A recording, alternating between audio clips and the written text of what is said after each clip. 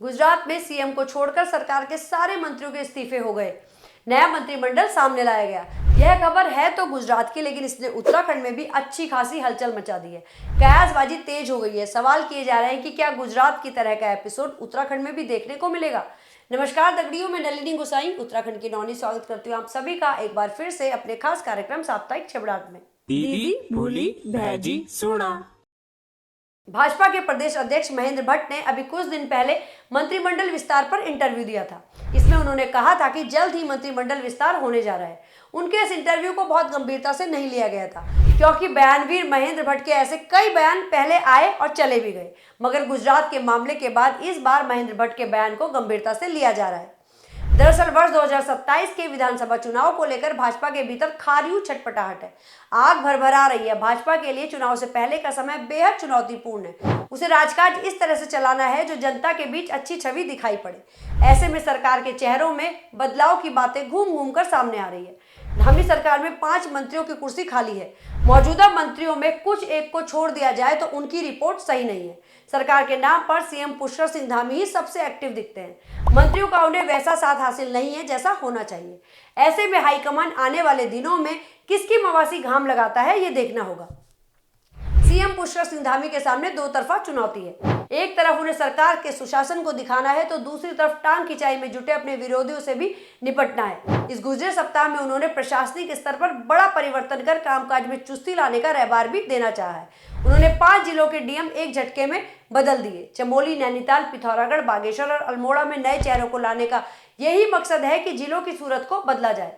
वैसे इस समय जिलों में डीएम की तैनाती की बात करें तो अच्छी और उम्मीद भरी तस्वीरें सामने आ रही है। सभी जगह अच्छे अफसर भेजे गए हैं।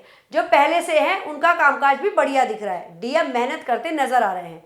देहरादून का ही उदाहरण ले तो डीएम सविन बंसल अपने कामकाज से लगातार सुर्खियां बटोर रहे हैं। खास तौर पर उनके जनता दरबार कार्यक्रम बेहद सफल चल रहे हैं, जहां पर लोगों की वास्तव में मदद हो रही है।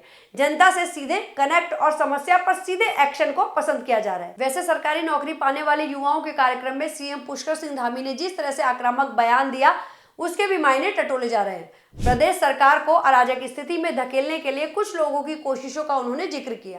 साथ ही अर्बन नक्सल गैंग की सक्रियता की बात कही। इस शब्द पर बवाल मचा हुआ है। दरअसल पिछले दिनों चले युवा बेरोजगारों के आंदोलन के बाद से सरकार को घेरने की कवायद और तेज हुई है। सरकार भी पलटवार में पीछे नहीं है। उसे जहां मौका मिल रहा है वह युवा बेरोजगारों के हितैषी संगठनों की एकता पर सेंधमारी कर रही है। अब एक छोटे से उदाहरण से इस बात को समझा जा सकता है। यूके SSSC की स्नातक स्तरीय परीक्षा को सरकार ने निरस्त घोषित किया, तो युवा बेरोजगारों के प्रतिनिधि मंडल ने सीएम से मिलकर उनका आभार जताया। यह सामान्य बात दिखी, लेकिन इसके अर्थ गहरे थे। प्रतिनिधि मंडल में जाहिर तौर पर बेरोजगार संगठन के युवा नेताओं को रहना ही था, लेकिन आंदोलन में बॉबी पवार के नेतृत्व में सक्रिय उनके स्वाभिमान मोर्चा को सरकार ने कोई भाव नहीं दिया। अब कई तरह के सवाल उठ रहे हैं। क्या युवा बेरोजगारों का एक बड़ा वर्ग सरकार के प्रति नरम रुख रख रहा है? क्या इस वर्ग को प्रोत्साहित करके सरकार बॉबी पवार एंड पार्टी को साइडलाइन कर रही है? क्या आने वाले दिनों में जब सीबीआई जांच होगी और चुनाव का माहौल गर्म होने लगेगा, तब बॉबी पवार की मुश्किलें बढ़ेंगी? वैसे सरकार पर बेहतर प्रदर्शन करने और उसे लोगों को दिखाने का पुरजोर दबाव जरूर है, लेकिन उसके सिस्टम की जो खामियां हैं वह रह रहकर उसे आईना भी दिखा रही है। अब चौकुटिया में चले ऑपरेशन स्वास्थ्य को ही ले लीजिए। बेहतर स्वास्थ्य व्यवस्था के लिए चौकुटिया के लोगों ने जैसा आंदोलन किया, उसे अभूतपूर्व ही कहा जाएगा। आंदोलन में जनसैलाब उमड़ा और साबित हुआ कि पहाड़ में स्वास्थ्य से जुड़ी समस्याओं को लेकर लोगों के मन में कैसी आग भरभरा रही है। पहले सरकार ने कहा कि 1 महीने में चौकुटिया स्थित सामुदायिक स्वास्थ्य केंद्र को उप जिला चिकित्सालय में उच्चीकृत करने का जियो हो जाएगा, लेकिन लोगों के दबाव का नतीजा देखिए कि आनन फानन में जियो जारी कर दिया गया। स्वास्थ्य सुविधाओं को लेकर राज्य का कौन सा दूसरा हिस्सा चौकुटिया बन जाए, कहा नहीं जा सकता। सरकार को इसको बेहद ही गंभीरता से देखना होगा। उत्तराखंड की 4 धाम यात्रा अब अपने अंतिम चरण में है। श्री बद्रीनाथ धाम को छोड़कर अन्य धामों में कपाट बंदी की तारीख तो एकदम नजदीकी आ गई है। श्री बद्रीनाथ धाम के कपाट बंद होने में अभी 1 महीने से ज्यादा का समय है। इन स्थितियों के बीच श्री बद्रीनाथ केदारनाथ मंदिर समिति से जुड़े मामले में जिस तरह से बवाल उठ रहा है वह तकलीफ देने वाला है। इससे सरकार की छवि पर तो असर पड़ ही रहा है, साथ ही देश दुनिया से आने वाले श्रद्धालुओं तक भी गलत रहबार जा रहा है। दरअसल मंदिर समिति में हेमंत द्विवेदी को कामकाज संभाले अभी कम दिन हुए हैं, लेकिन उनका विरोध शुरू हो गया। तीर्थ पुरोहितों की केदार सभा ने तो बकायदा एक पत्र भेजकर सीएम से हेमंत द्विवेदी को हटाने की मांग कर दी है। तीर्थ पुरोहित उनकी कार्यशैली से नाराज हैं। थोड़ी बहुत जो कसर बची थी वह अब हेमंत द्विवेदी और मंदिर समिति के पूर्व अध्यक्ष अजेंद्र अजय के बीच हुए टकराव से पूरी हो गई है। मंदिर समिति में कार्यरत पूर्व अध्यक्ष अजेंद्र अजय के भाई की नियम विरुद्ध नियुक्ति का आरोप पूर्व अध्यक्ष गणेश गोदियाल ने लगाया था। इस पर वर्तमान अध्यक्ष हेमंत द्विवेदी ने जांच की बात की थी। इस क्रम में अब अजेंद्र अजय ने मंदिर समिति की तमाम पुरानी बातों का जिक्र करते हुए प्रभावशाली जांच पर जोर दिया है।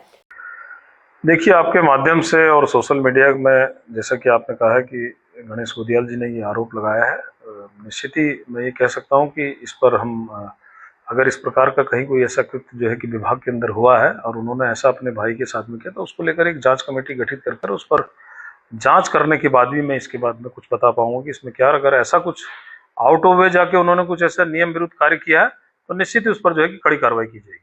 कुल मिलाकर मंदिर समिति की राजनीति में भाजपा के भीतर ही अब घमासान छिड़ गया है। यह स्थिति दुर्भाग्यपूर्ण है। तब तो और भी जबकि चारधाम यात्रा गतिमान है।